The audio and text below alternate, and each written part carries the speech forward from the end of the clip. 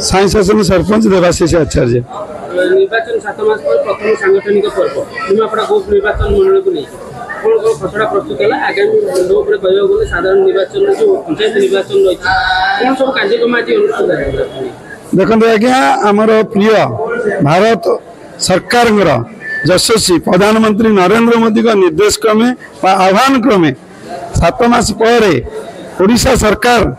मोहन माझी सरकार तार जो युव पीढ़ी के ऊपर भरोसा रखी तार बयस सीमा रखी 35 ରୁ 45 से 45 बयस सीमा भितर आम 7 गोटी मंडल सभापति आज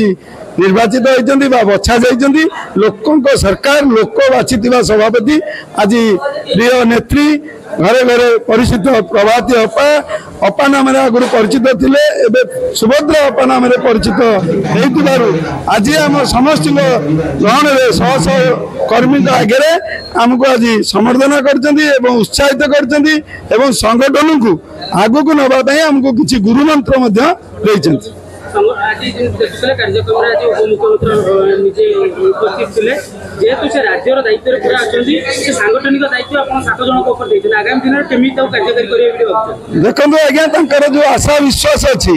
आमर नेत्री जी दिन को 24 घंटा 16 घंटा परिश्रम कर यशस्वी प्रधानमंत्री जी 24 घंटा 18 घंटा परिश्रम कर गुंडुची मिशा हिसाब से आम सप्ताह को 3 दिन कम करूँ आगे दृढ़ शपथ नहीं देखू आ विगत निमापड़ा गोपे आगामी निर्वाचन में पंचायत इलेक्शन में आम समिति सभ्य ये लड़ू एवं सरपंच भी बहु मात्रा जीतु आशा विश्वास देखु आमको आज आम नेता कान गोटी गोटिकी घरे गाँव में जो गरीब लोकटी अच्छी शेष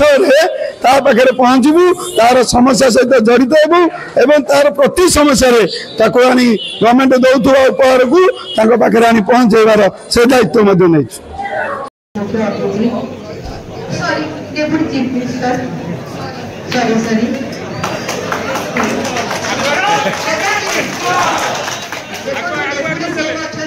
CM हेबे